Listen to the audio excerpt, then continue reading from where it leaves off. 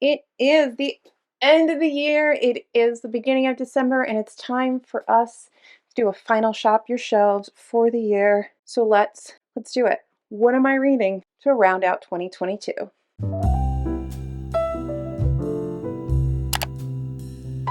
Hey guys, welcome back to the channel. It's Alyssa. If you're new here, hello. If you're not new, welcome back. I have my final TBR of the year. If this is your first time seeing one of these videos, every month I shop my enormous shelves for books to read, and then I make a big pile and I try to read as many of them as possible by the end of the month. I don't always hit everything, but it's nice for me to have one small, concise pile to go to when I want to find something new to read, because this whole thing is overwhelming. So let's jump into the things that I am reading in the month of December. So we're gonna start with all of kind of like my book club and buddy read books. So my first one is our TBR Lowdown book club pick for the month. We will be changing how we do our book club picks for 2023, which we can discuss later. But as of right now, this is our last pick for the year, and it's one of the ones I'm most excited for. We kind of pushed it off, and I don't know why we did.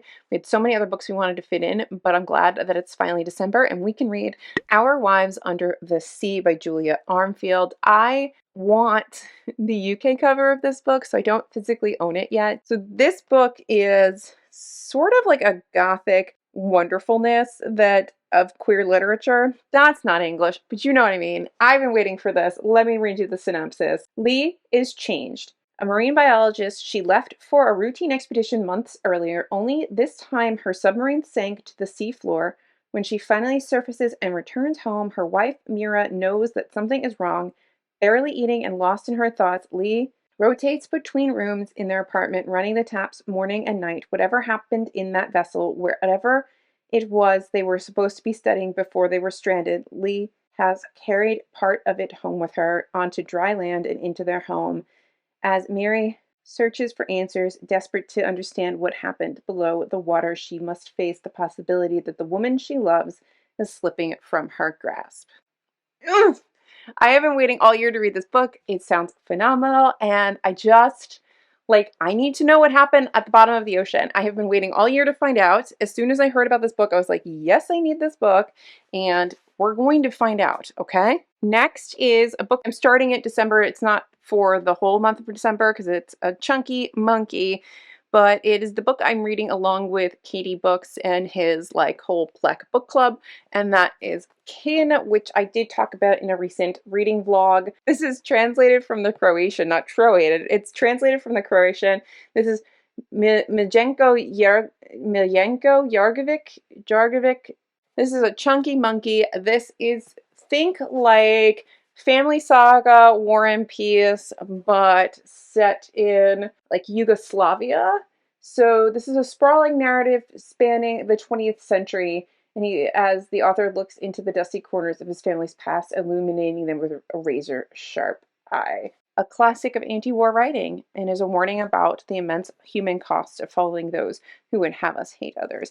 Honestly, I only read a few pages because I sort of busted up my arm, and it's hard for me to hold this, so I did get the ebook from Libby, but the first few pages I read, it was very readable. It's just quite a clunky, chunky, weird book to try to read. That's going on with that book club. I have more book club picks here. For the Booker book club, D.D. Reads does, is Treacle Walker and Small Things Like These. I've read both of these already this month.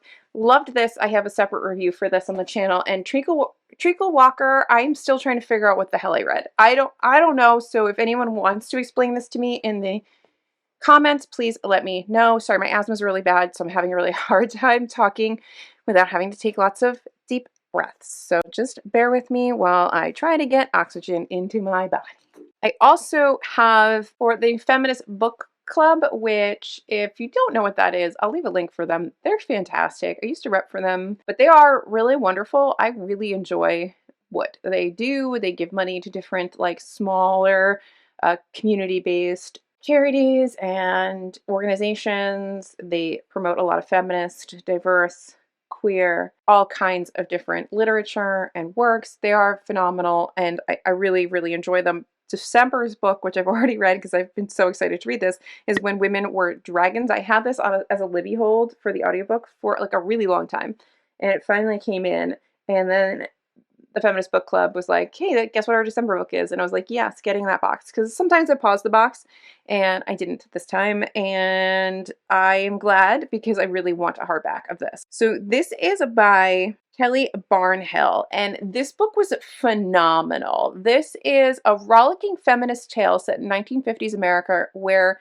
thousands of women have spontaneously transformed into dragons, exploding notions of a woman's place in the world and expanding minds about accepting others for who they really are. This book was so beautiful and powerful and wonderful and everything that I had hoped it would be, and I really encourage you all to read it. I'm trying to figure out if I included it in my 31 favorites. It might be there. And then last, certainly not least, for book club books is my little book club over on my Patreon. Shameless plug. Join the Patreon if you want to support the channel. There's a tier just for like tipping and like you want to just, you know, you don't want anything. You just kind of be like, hey, I like your channel. And then there's a tier for the book club. So every month we pick a book and we read it. And then as it gets bigger, maybe we'll do a live Zoom or a live chat. But like right now we're just kind of chatting on the Discord because there's only like a handful of us. This was the pick for December, and it is We Spread by Ian Reid. The only thing I know about this is the cover, and it's phenomenal. Like, the cover is beautiful.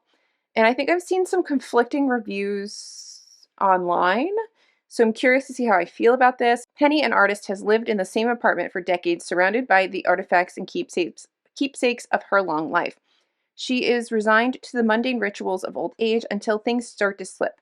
Before her longtime partner passed away years earlier, provisions were made for a room in a unique long-term care residence where Penny finds herself after one too many incidents. Initially surrounded by peers, conversing, eating, sleeping, and looking out at the beautiful woods that surround the house, all is well.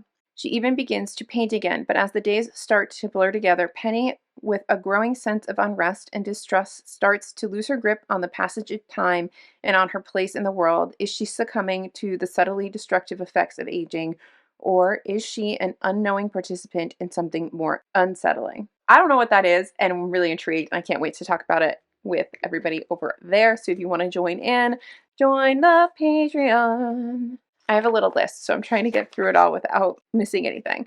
Things I have not started that I keep saying I'm going to start are Sheriff Knight by Mariana Enriquez. This is mostly because it's just so big. I haven't wanted to pick it up, and also Nano.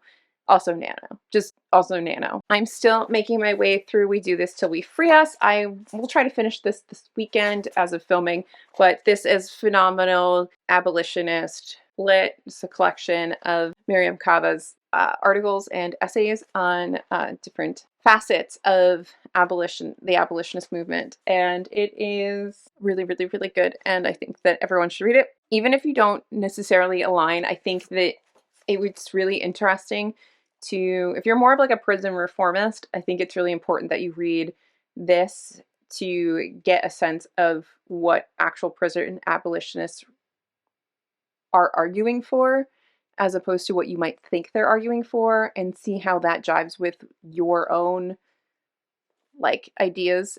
I think it's really important. It's a really important read. I am still trying to get to Teaching White Supremacy. I will get there. I can't believe I read the books that I read during Nano, so no judgment. I have one more book that I don't own, and I only picked it up because when we were doing our discussion of Glory, one of the other members in the book club said how much he loved Glory, but he didn't like the author's first book. And I was like, well, I really didn't like Glory, so I'm curious to see if I would like the author's first book. So the author's first book is We Need New Names, and this was also a finalist for the Booker. And this is a story of a young girl's journey out of Zimbabwe into America. So I don't know. It seems almost like somehow they could be weirdly connected in a little bit of in some way, but they're not connected in any way, if that makes any sense. Glory and We Need New Names. But I'm curious, this is an experiment. Do I prefer her like more straightforward writing to the more nuanced and weird writing that is in Glory? I will say that talking that book through with the book club made me appreciate the book a little bit more, but it's still like, it's not my book. Like I don't think that I'm ever going to connect with it, but like I get why other people have loved it, and I can appreciate the things that I did like. I appreciate them even more, and it's given me a better appreciation for the book. But I don't know if I'm ever going to connect with it the same way as the people that absolutely loved it. I don't know if I'll ever get there. I feel like there's a barrier to entry there for me, but it is what it is. One of the other books that came up during our discussion of Glory was How Beautiful We Were by Mbo. I'm saying this all wrong. I found this at the book barn and snagged it because honestly the cover is fantastic, and I just felt like this sounded really, really wonderful, but then I never really heard anything about it, and that's kind of what we discussed during book club, was like how the people who read this thought that this would at least be nominated for like book prizes and stuff, and it sort of just quietly got forgotten. And so I would like to read it and see how I feel about it. This is set in a fictional African village of Kasawa, or Kosawa. It tells of people living in fear amid environmental degradation wrought by an American oil company. Pipeline spills have rendered farmlands infertile. Children are dying from drinking toxic water. Promises of cleanup and financial reparations to the villagers are made and ignored. The country's government, led by a brazen dictator, exists to serve its own interests. Left with few choices, the people of Kosovo decide to fight back. Their struggle will last for decades and come at a steep price. Very curious. So if you've read this, I'd love to know your thoughts. And then I have a couple more books. I have another audio hold that came in that I've been waiting for a really long time, and that is Ottessa Moshfegh's Death in Her Hands, which is backlist Ottessa Moshfegh. And so far I've read My Year of Rest and Relaxation, loved it. Letvona, I'm confused because like the writing is really good. I was compulsively readable. I closed the book and I was like, wait, what? I don't know how to judge that. So I'm really curious to see what Death in Her Hands is like. And this is from our most ceaselessly provocative literary talent, a novel of haunting metaphysical suspense about an elderly widow whose life is upturned when she finds an ominous note on a walk in the woods. Her name was Magda. Nobody will ever know who killed her. It wasn't me. Here is her dead body. But there is no dead body. Becoming obsessed with solving this mystery, our narrator imagines who Magda was and how she met her fate. Oddly, her superstitions begin to find correspondences in the real world, and with a mounting excitement and dread, the fog of mystery starts to fade into menacing certainty.